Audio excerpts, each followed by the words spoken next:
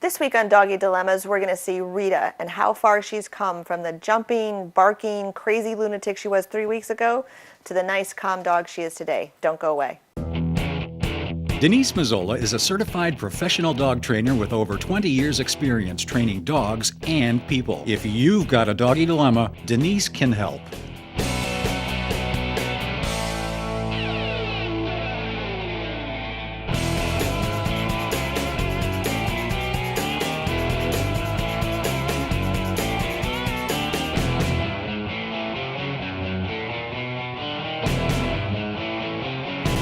Hi, I'm Denise Mazzola. Welcome to another episode of Doggy Dilemmas. Today is our third session with Miss Rita, and to bring you up to speed if you haven't seen it previously, she was rescued from Hurricane Sandy in New York, New Jersey as a stray. She was brought to the Central Vermont Humane Society on a transport and was deteriorating in the kennel, which happens sometimes with dogs, and was potentially deemed not adoptable. So they called me and asked if I would do some training with her to help her become more adoptable, and she is certainly a very adoptable dog. So Miss Rita is about 1. We really don't know because she was a stray. She had some impulse issues, as she still does a little bit. She's whining at the food behind me. Rita, come here. Good girl, sit. Good girl. So let's take a look at where Rita started. She's not kenneling well. Right. It's a high level of arousal, which then worries the staff. Right. Okay. And so it's something, and she just, she requires a lot of work, like 24/7. Sit. I can't do treats and all this other stuff. Sit. Good girl. Get back. Nope.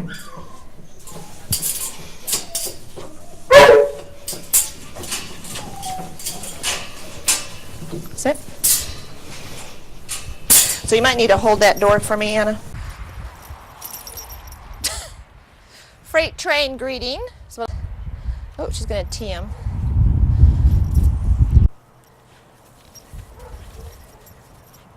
You're going to need somebody to tell you they're not going to. Go, girl. Hi. Hi. I know. Yep. Hi. And let's go back. Oh, that's a good girl. You're beautiful. My goodness, you're beautiful. Wait. You're getting it all tangled. Come on. Oh, you're kicking me.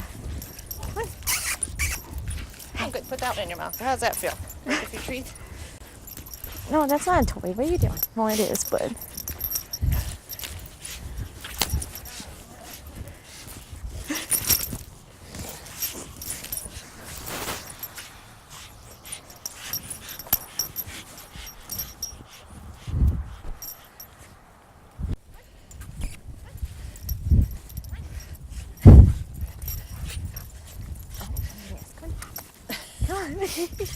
Come on, Lola. I know. So part of what she does, she redirects the leash. Yeah. Stop. Which is better than my arm.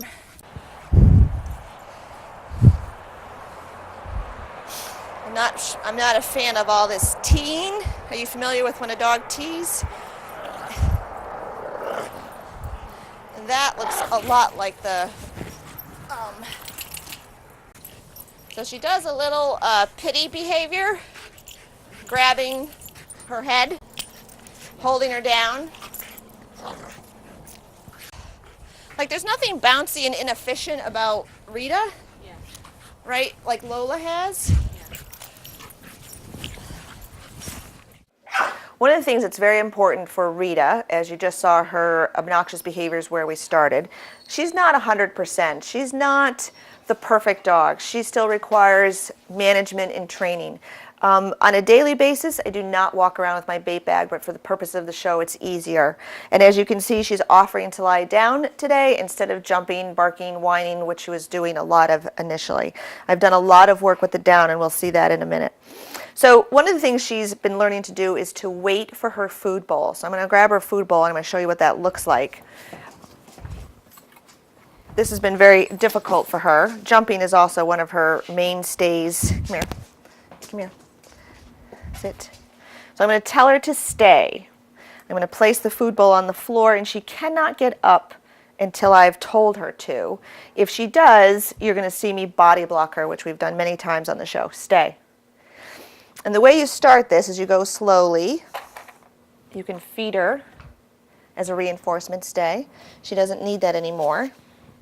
Good girl. Ah. Stay. So I'm not going to get picky about the sit or the down because it's mostly important that she stay until I release her. Good girl. I like the way that she's relaxed. 1, 2, 3, 4. Release. Good girl. And I say release as her release word because we say the word okay so much during the course of the day that you don't want to say it inadvertently when you've asked your dog to stay. Good girl. All right, we'll take this. So, you know, Rita's been here during the holidays, and it's been challenging to work with her on a daily basis. So sometimes, if I can't work with her when I feed her, I've been feeding her out of Kongs. Now, these are considered brain toys. And if you can see in this one, you can see the peanut butter and her dog food are in there. And again, she's offering the down. And so initially, I just put these in front of her on the floor after she waited. But now, I'm going to begin the hiding process. When you hide Kongs or things you want to feed your dog out of, don't put them under your favorite couch cushion or places where if the dog digs for it, it's going to be a problem for you. So, yeah, I know, it's very hard to wait. So we're going to ask her to wait again because she just jumped on me. Stay. And I'll put one down. Again, I don't care if she stays down. Release. Then you can do it as simply as you can put one on a dog bed over here, and you could put one in a crate. You could hide one. This is a toy basket full of dog toys, so I could put one right here on top like that. And the purpose is, it will take her maybe 30 minutes. She has to figure out and eat out of this Kong. Then she has to sniff around and find the other Kongs. So it's a good way to feed your dog if they are high energy dog like she is, if you need them to be busy for a period of time. And if we think about it, animals in the wild spend their entire existence looking for food, and for certain dogs, it's a huge injustice to them to just plop a food bowl down. They're done in 30 seconds, and then they look at us like, well, now what am I going to do? Oh, I'll eat your cushions, or I'll eat your couch, or I'll eat your favorite pair of shoes, or I'll go crazy around the house.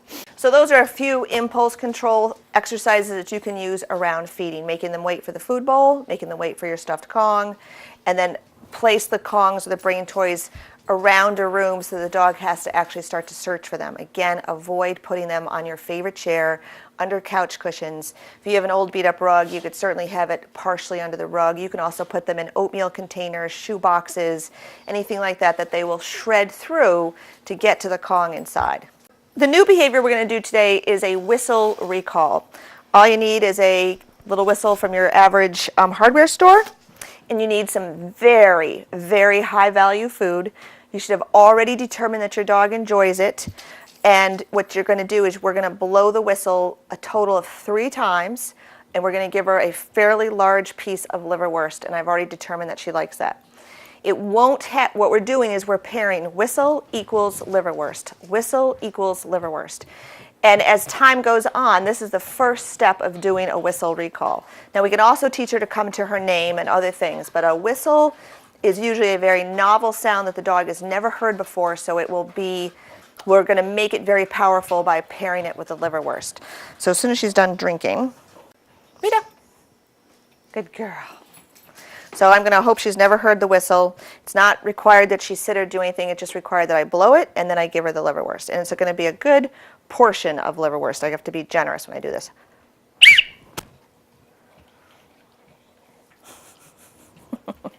Doesn't look like much to start. Now I am going to wait until she just loses a little bit of focus on me. She can, again, it's not loaded yet. It doesn't have meaning yet, but it will shortly. I just want her to move around. Come on, get up. So if I toss a little treat for you.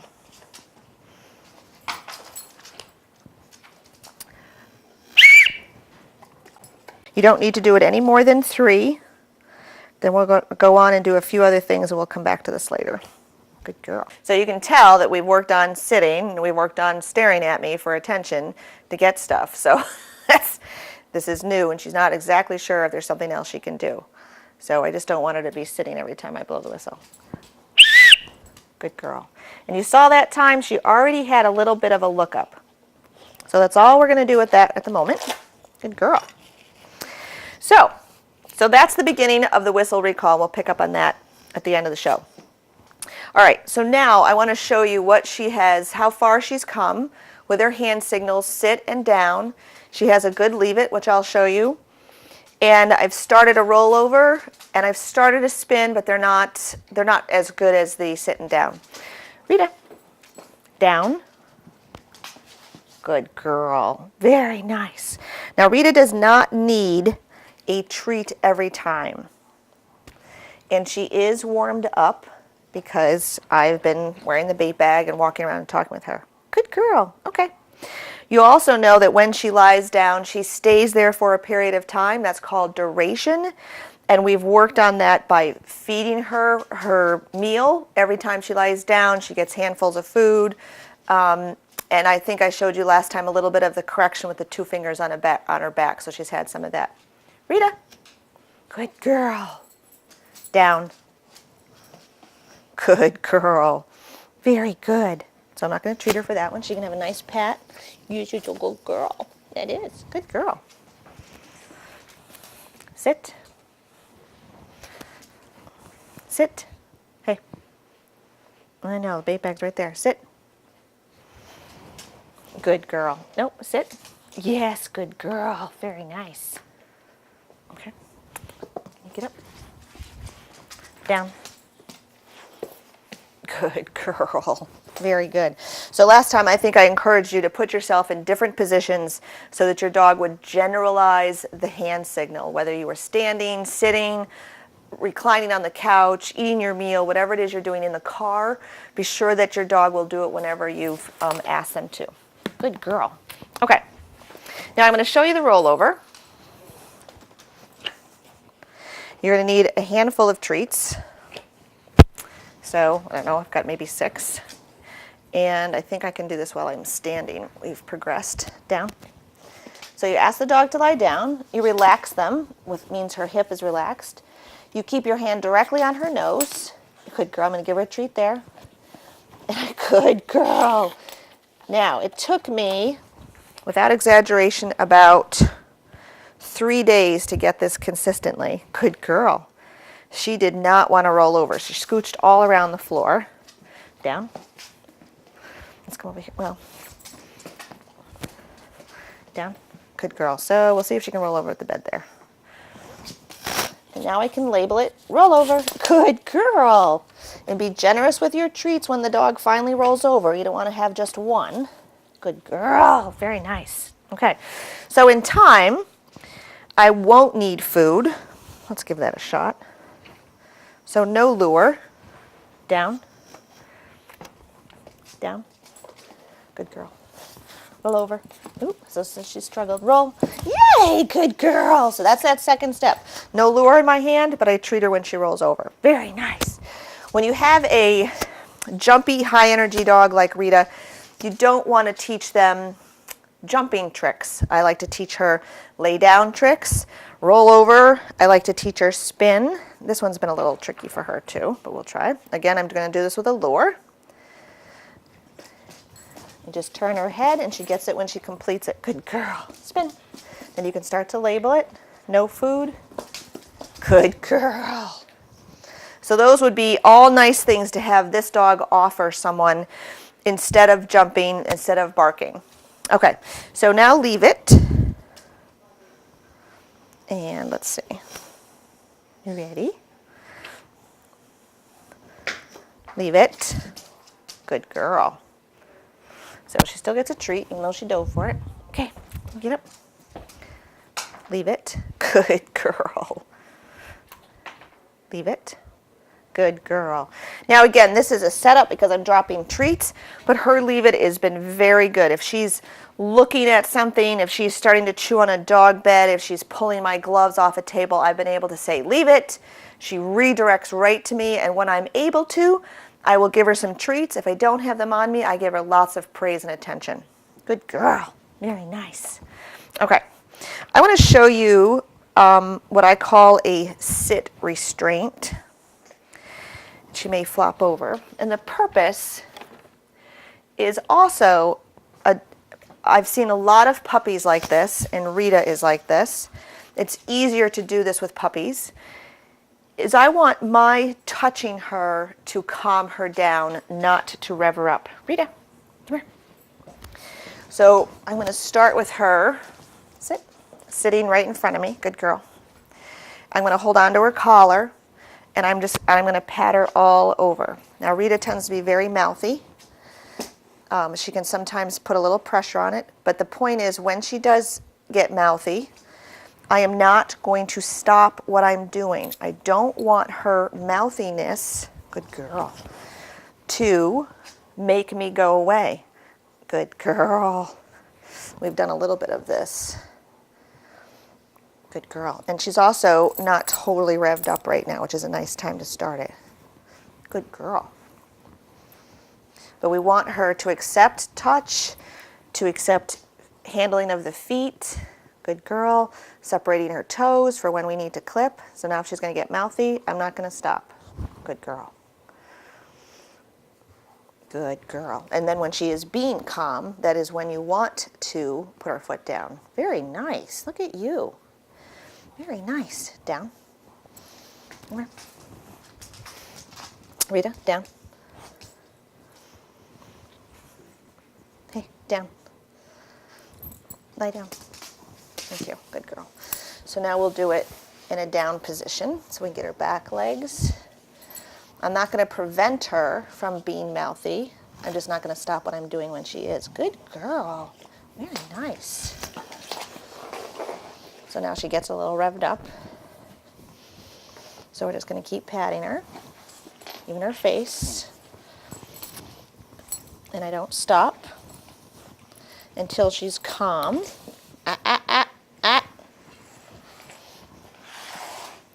Right, because she has learned somewhere in her stray life, oh, that if I'm mouthy, good girl. So I'm going to keep her on this side. So I'm going to hold on to her leg right above her elbow, close to her body, so that she can't flail around. Good girl. Yes. So I'm not using a lot of pressure until I have to. Lie down. Down. Good girl. Yes. So we want to make sure that she's going to be accepting. She's going to go to a home and people are going to want to pat her and love her, and they're not going to want to have her teeth on their skin. Good girl. But she can't get up until I tell her. Now I'm not hurting her, right? I'm just handling all the parts of her body. Good girl. Her ears. Good girl. I'm going to wait and see if I can get a sigh out of her. Sometimes that's an indicator of settling down. Good girl. Yes. Nice. Nice. Okay. Good girl. Now she might shake off. That's a stress shake off. Good. So you should, if you have puppies at home, you should absolutely do sit and down restraints. If you have a dog that you feel comfortable doing this with, your own dog, then you should absolutely do it. But you want to be able to pat the dog and have her be calm, not have your hands start to become toys and chew objects. Okay, so I'm going to put her in her crate. I'm going to show you how to do that because I still use food to do that. And then we're going to show how we've progressed from being crazy in her crate to sitting or waiting calmly till the door is fully open until we get our gentle leader on and we start to sit at gates and doors in the house. All I'm going to do is open the crate. Good girl. Get in. Get in. Good girl. So I started by throwing treats in. Now I can just make the hand signal. For her, we have to close bottom and top. She tends to be a digger. So We'll see if she'll start her little barking routine. Sometimes she does, sometimes she doesn't. But the point is now, I want her, this is another impulse control exercise, I want her to be still, hopefully not barking, before I bring her out. And then I'll show you how we put on her gentle leader and how much better she is at this than she used to be.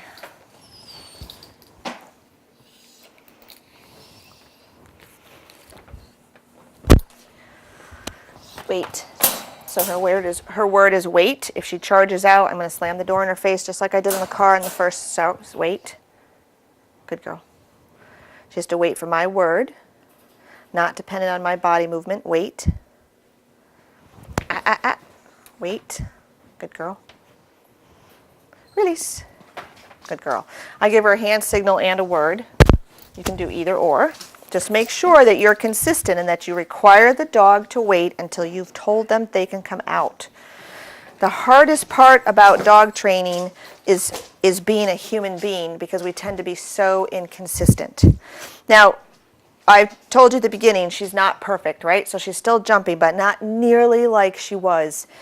Some of the reason is she knows other things to do now. She has some English, which is the key to having a well-behaved dog. Does not need to be winning obedience titles. A well-behaved dog needs to have some English so that we can communicate with them. Come here. So I ask her to sit. Rita.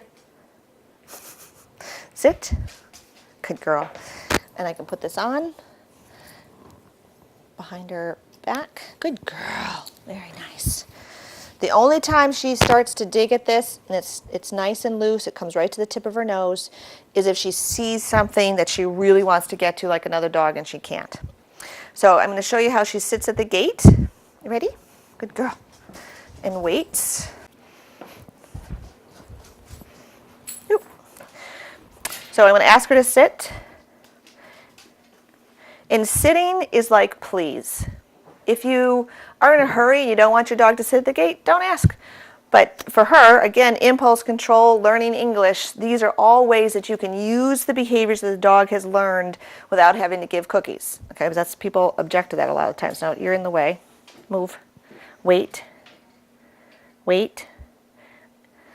It doesn't matter who goes through first. What matters is that I've told her to go through. Okay. No, I didn't tell you. It was close. Sit. Good girl. Wait. Okay. Good girl. Very nice. This is Amy Willie. Amy has two registered therapy dogs through Delta Pet Partners, Correct. Big Mama Jubilee and Frankie. And just a little sidebar, you can follow Big Mama Jubilee on Facebook. She has her own Facebook page. She's very active and a lot of fun to follow. So what we're going to do with Amy and Rita is show you tug. And there is a myth out there, we've both heard it many times, that, oh, you can't play tug with a dog, you'll teach them to be aggressive. No, you will not. You can, like not service dogs, excuse me, police dogs and any kind of Schutzhund training, things like that, they use tug in a different way than the average person needs to use tug. But it's a great way to teach the switching game, which is rev the dog up and then calm them down. Yep. And you're going to do that with a sit and a down Yep. with her? Okay. And it's a great way to get energy out. It's also a great way, and as you can see, Rita needs to get energy out. And it's also a great way to teach a drop it or a give command. So Correct. it's a take and a drop it.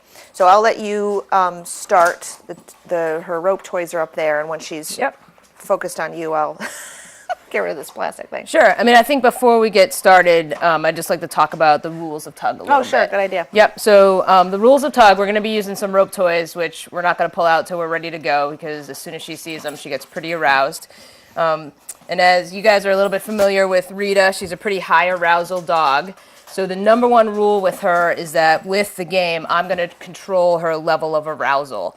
So I'm going to have two rope toys. We're going to do some switching of the toys. I'm going to ask her for some sits and the downs. But my games of tug with her are going to be very short, so that she doesn't get to a high point of arousal where the game then becomes too much. So that's a big deal with her. Oh, that's a great way to set her up for success. Correct. Yep. And then also with the game, I'm going to control the tug toy. She's going to have to release it when I ask her to do that. and she's not going to be able to take a toy until I give her the signal that it's okay. With our tug toys that we have in the house that we use with Rita or with the other dogs, they're never toys that are left out and around the house. They only come out for these games, and that's another way that we control the toys. They only come out for these particular games. Some of the other basic rules that I'm sure that you've heard before are no teeth on skin. And what are you going to do if that happens? So if that happens, and we've done this with her a little bit before, because when we first started this, she would actually chomp my hands pretty hard. And the game immediately ends, and we're going to actually just stick her in a crate, for a minute or two until she calms down, and then we can start the game again. So she gets a very clear timeout for any teeth on skin, and that will end the game. I think that's it. I think we're ready to go.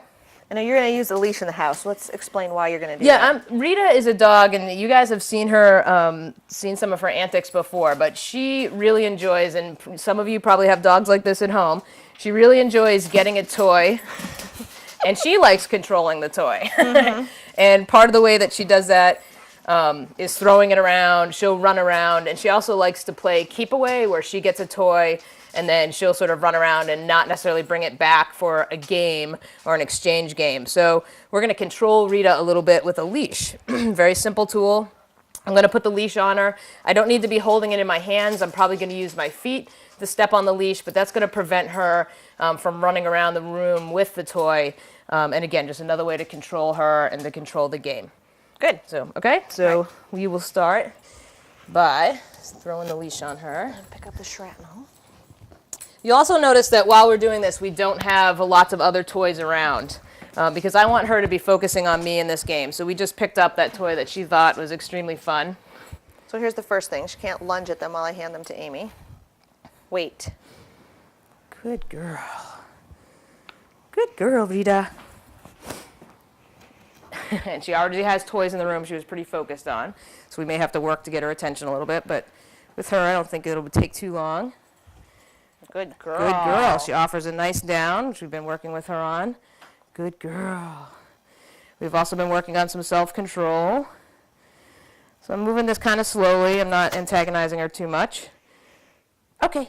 Get it. Good girl. Good girl. I'm not going to be worried if she gets tangled in the leash. Good girl. Now this active toy is going to go dead. And this one, Rita out. Rita out. Yes. Okay, get it. Get it. Good girl. Good girl. Good. Rita, out. Out. Yes. Good girl. Good girl. Good girl.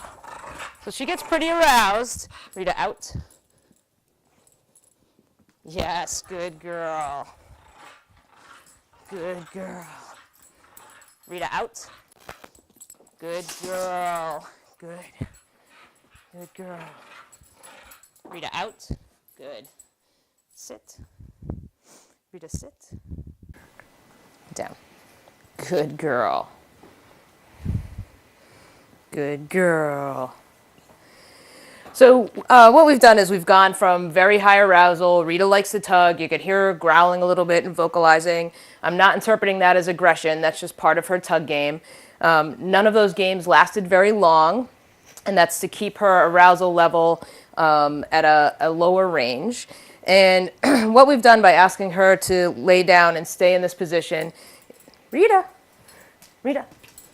down, down, good girl, is move from hindbrain, which is very aroused, into the game, all that sort of growling and activity, all that sort of stuff, into more of a front brain activity, which is laying down, showing some self-control, and waiting for the game to begin again. So she's doing a very nice job of that.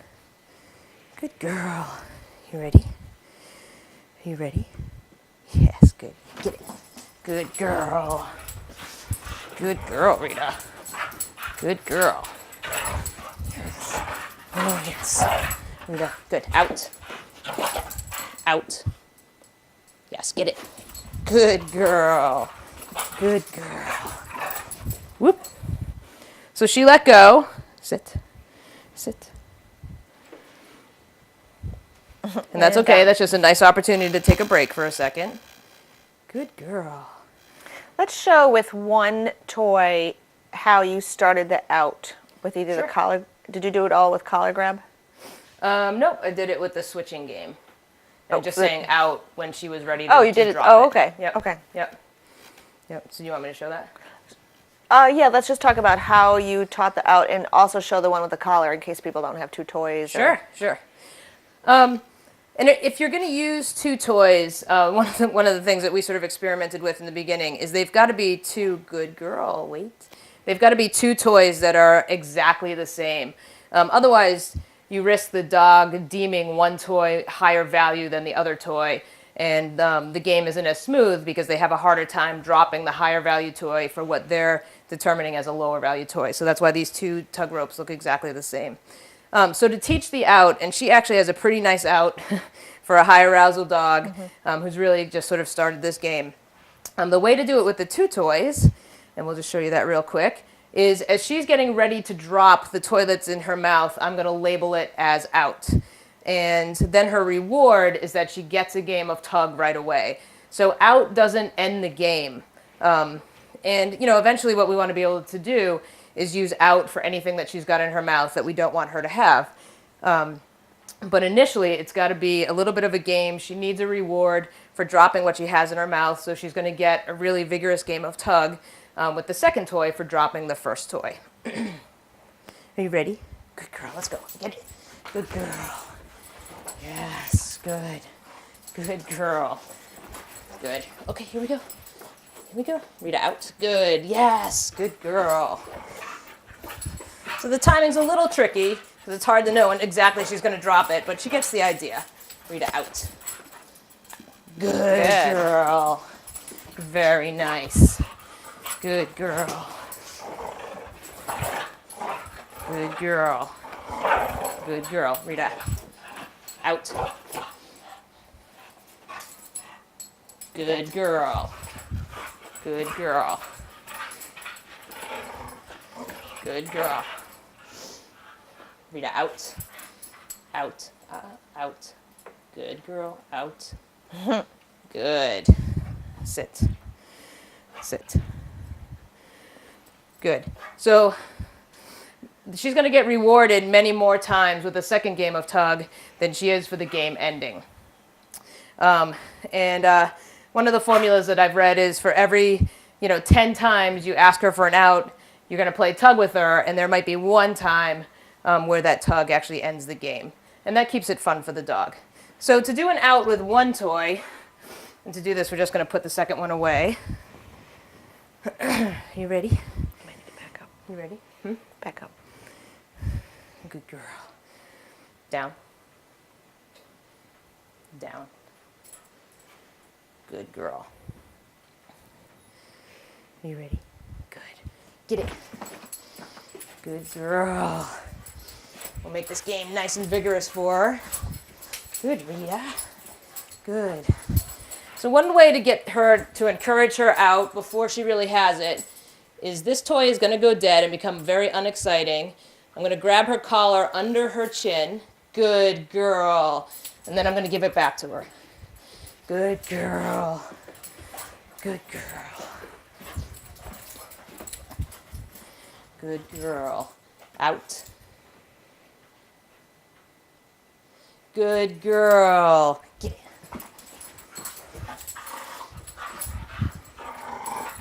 So the out predicts something fun. Yes, good girl. Out. Good girl. Okay. Good girl. You can see she really likes this. Good girl. Good girl. Out. Good. Okay, get it.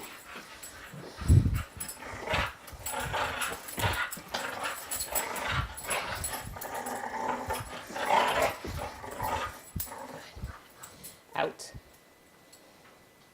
Good. And the one time it ends the game, I'm actually going to give her a little food reward for that. Rita. Good girl. So although she doesn't get a new game of tug, she gets something good.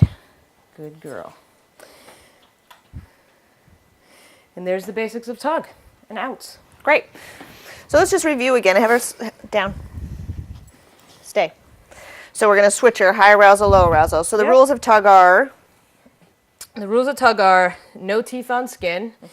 With a high arousal dog, you control the level of arousal. My games of tug with her was sort of short and sweet. She definitely got kind of vigorous at it, but she didn't get over the top, what I would Right. describe as over the top aroused. I control the game, so I always have the tug toys. You always win. I always win. That's correct. And when I noticed also when you started that she was in place and it wasn't the movement of the toy that Correct. initiated the game, Right. it was you saying take it. That's And right. Good. Yep. Yep. Good. My saying take it, and that depends on my goal a little bit. I do want her to only take the toy when I'm ready for her to do that. But if I'm using the toy as a reward, especially in the beginning, she for just releasing the first toy, she may get the second one pretty quickly. But that won't last long because we want her to to learn to take it only Right, when we're right. ready for it. Good. So All right. Thank you very much. you're very welcome. And the toys have to go. Yes, Away. and these toys are only out for the Leave game. it. Leave it. Good. Right. Good girl. Stay. Earlier in the show, I showed you how to start a whistle recall. So we're accelerating the process a little bit. Earlier, I did 3 whistle blows and gave her some liverwurst. Now we're going to up the ante. And when you start out doing this the second time, the dog should not be focused on you, not really know what's happening. So I'm just going to send her away with a treat. I'm going to blow the whistle. Good girl. So she looks right up and trotted right back, which is nice. I'm going to send her away a little bit further. Good girl. So we've added distance now, and because I'm in the house working, I'm just using treats to move her away. We'll do one more.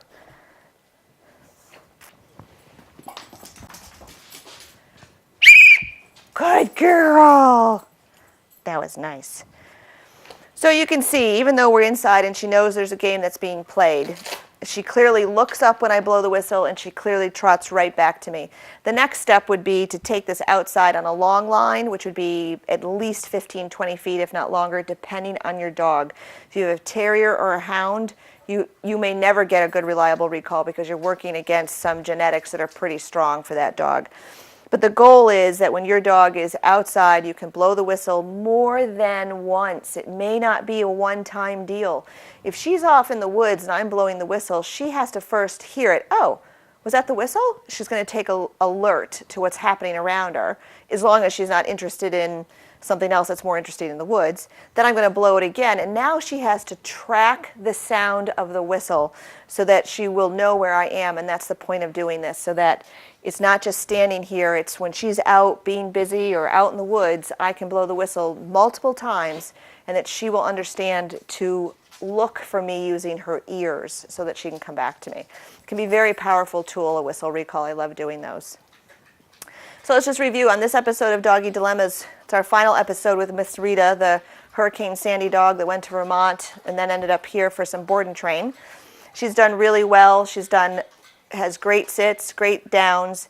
She's able to leave it, drop food, clothing items that she's not supposed to have. I can now tell her to leave it. She'll refocus to me. She's a great little exercise dog. We've shown you how to play some good games of tug to help dissipate energy, get her to drop things, get her to come to you, makes you very interesting and more powerful, I guess, in her world. I'm not sure I like that word, but it makes you more interesting so that there's a reason to follow you, come back to you, pay attention to what you have to say. Thanks for tuning in to this episode of Doggy Dilemmas, and I look forward to seeing you next week. If you have a doggy dilemma, Denise can help. Visit www.denisemazzola.com for more information.